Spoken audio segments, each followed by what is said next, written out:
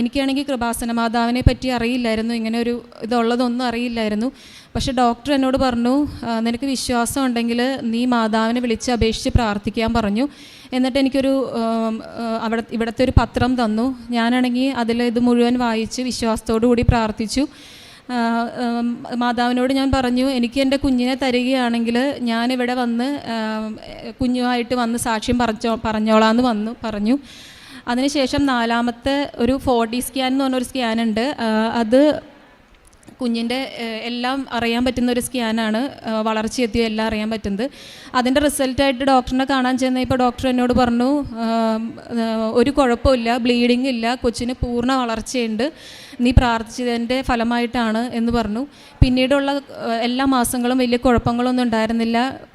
സിസേറിയൻ്റെ സമയത്തും ഒരു കോംപ്ലിക്കേഷനും ഇല്ലാണ്ട് എനിക്ക് കുഞ്ഞിനെ നൽകി. ഈ നിമിഷം വരെ എൻ്റെ കുഞ്ഞിന് വേറൊരു കുഴപ്പങ്ങളുമില്ല, ആരോഗ്യമുള്ളൊരു കുഞ്ഞിനെയാണ് ദൈവം എനിക്ക് നൽകിയത്. അതുപോലെ തന്നെ ഇതിന് ശേഷം ഞങ്ങളുടെ ജീവിതത്തിൽ ഒത്തിരി മാറ്റങ്ങളുണ്ടായിരുന്നു. പ്രാർത്ഥനയിലും പള്ളി പോകാനൊക്കെ ഒത്തിരി സമയം ഞങ്ങൾ കണ്ടെത്തി ദൈവത്തോട് കൂടുതൽ അടുക്കുകയും ചെയ്തു. യേശുവേ സ്തോത്രം, യേശുവേ നന്ദി.